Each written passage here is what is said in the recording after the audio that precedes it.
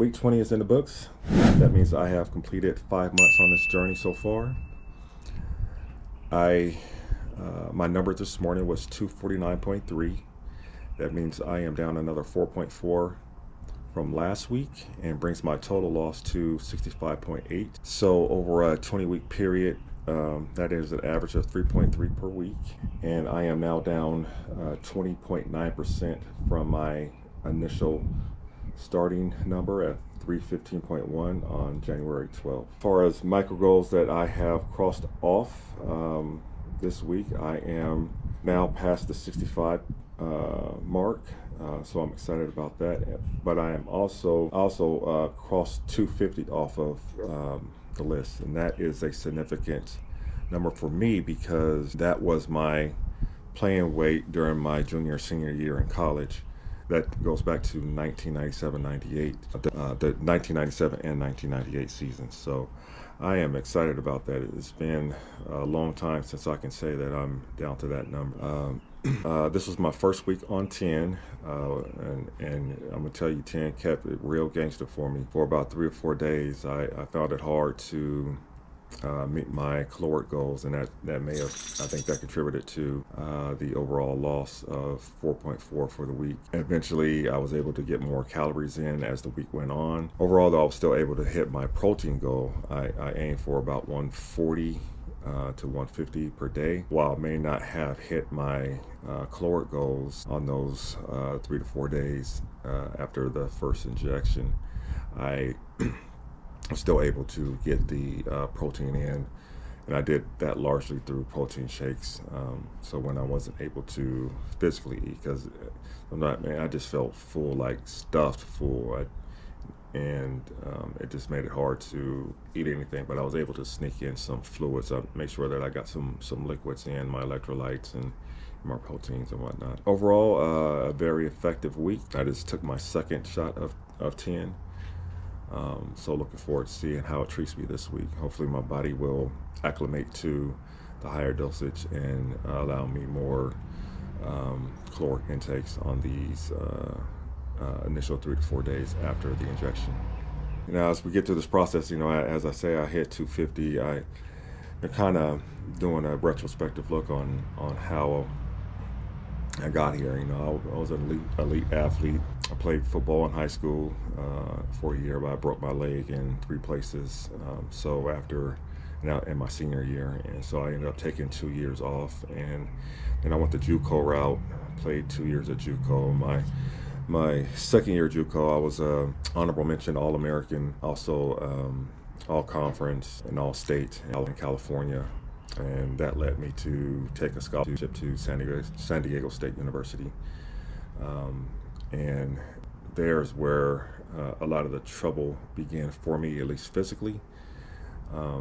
I had a neck and back injury and ended up having to take a medical red shirt my first year at San Diego State. And because of the injury, that led to me to transfer to another school due to some conflict that I had with the coaching staff around the injuries. So I ended up going to Portland State, and both years I was there, I made all conference, but I battled through injury after injury related to my back and my neck and my hips. So much so that during my senior year, I didn't even practice during the season.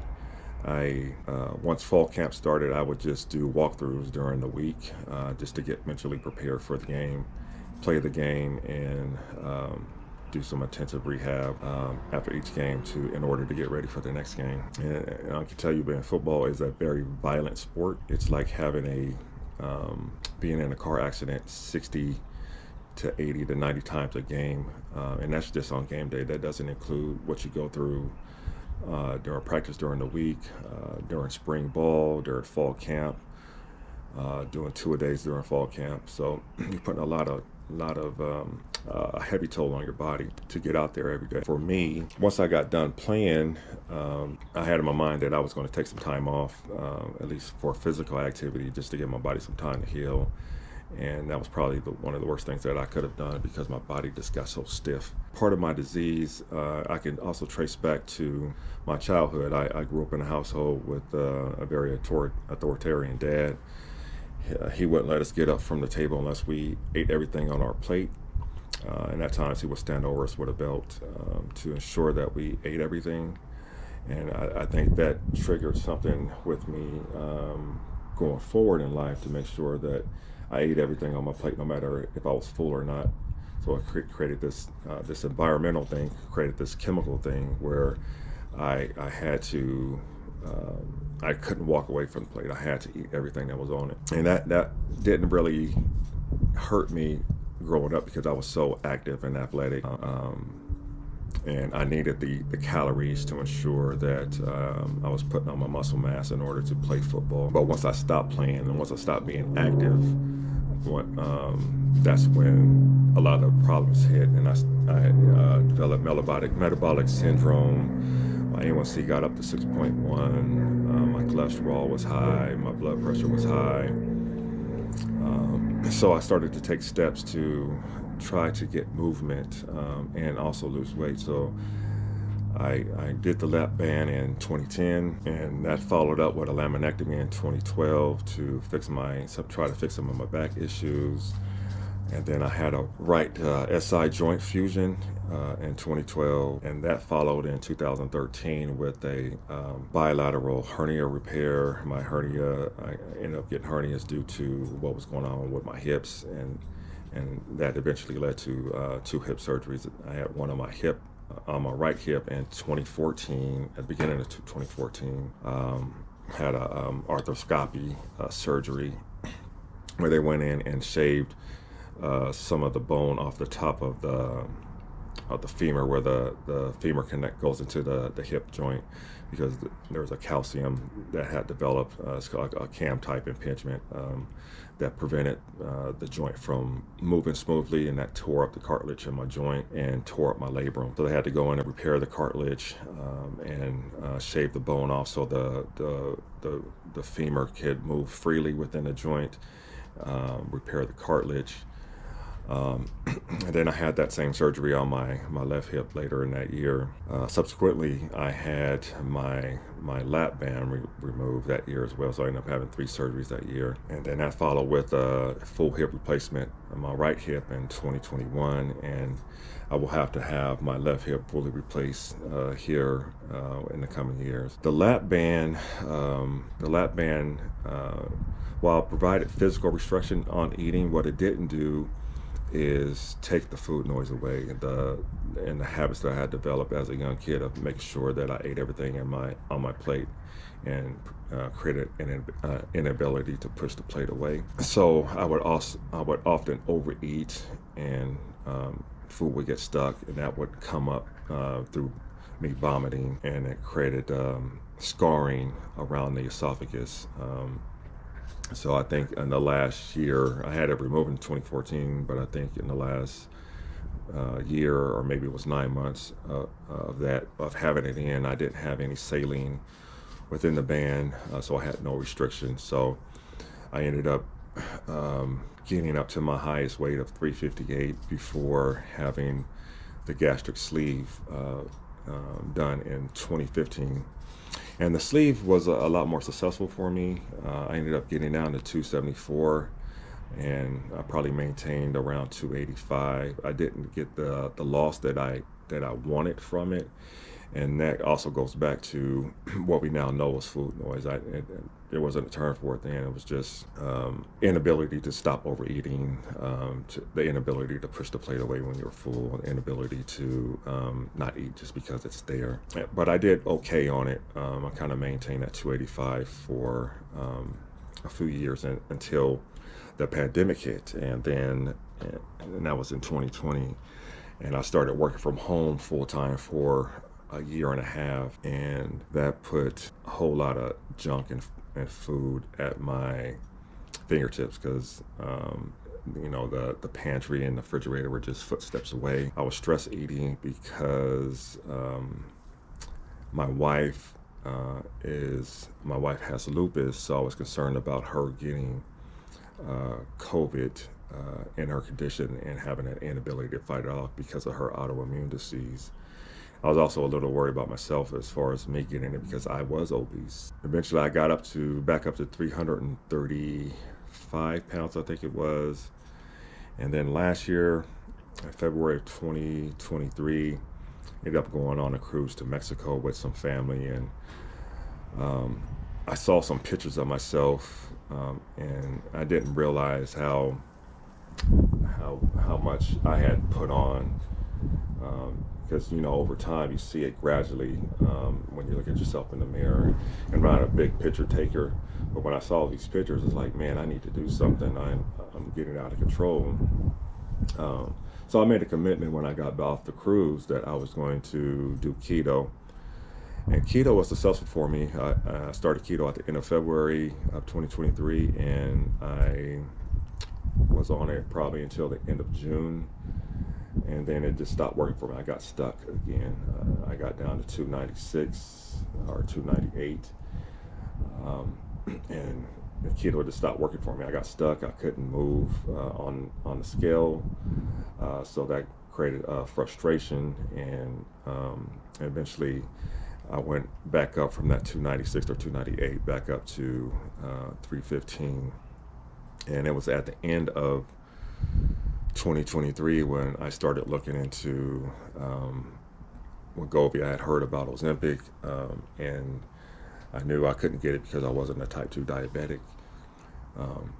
And so I wanted to look into Wegovy. So I reached out to a telehealth doctor and talked to him about my conditions and desire to treat my condition. And he told me at the time that Wegovy is on back order for 4 to 6 months. So he didn't want to start me on it, knowing that I would be unlikely to get the medication. And then at the end of December or beginning of January, I learned about Zepbound, and I was able to jump on that. And Zepbound has done something for me that the lap bands couldn't do, that the gastric sleeve couldn't do by itself, and that was to turn off the food noise that I had developed as a kid. And I'm just so thankful for that, because when you're going through the gastric sleeve or any bariatric process, they teach you how to eat. It's always, you want to focus on protein, limit carbs, eliminate sugary drinks. And I had an inability to do that because of the food noise. But because I am able to turn the food noise off with this medication, I am able to eat how I should have been eating the whole time on my after I got the sleeve, and even when I was on the lap band. So I can't say enough about how this medication works in turning off that chemical imbalance that drives one to want to overstuff themselves and eat the wrong foods and try to address cravings. So that's where I am now. I was just looking back on how I got here. I'm a person. I'm an athlete. I was a team captain for 3 of the 4 years I played. I was all conference selection 3 out of 4 years I played in college. So I'm a guy that when I put my mind to something, I am going to do everything in my power in order to get it. And this is one thing that I could not conquer, no matter how much I try to stick to it or how much I try to change my mindset. I just couldn't do it without this medication. So that's why I don't see myself ever getting off of the medication. I may reduce down in dose eventually when I get down to goal. It depends on how much 10 is working for me when I get down to goal. And I haven't really set a goal yet. And, I'm at 249.3 as of this morning. I want to get down to probably 225, 215 at the lowest. I'm not a guy that wants to visit Wonderland myself, but I think 215 to 225 would be a great number for me personally. So I haven't decided what that final number will be, but it's getting closer. And I just can't say enough about this medication and all those in the community that have educated me through YouTube and through TikTok and through Facebook groups, and allow me to discover things on my own, because I'm a researcher and a data guy. So I try to find out and do my own kind of research. But and that has allowed me to be successful on this journey. So I'm just completely thankful. So if you're on the fence about getting on these GLP-1s, don't be on the fence. Get off the fence. Don't let these people that are uninformed deter you from getting started. It'll be well worth it. I promise you. All right, that's it for me. I hope everyone has a great day.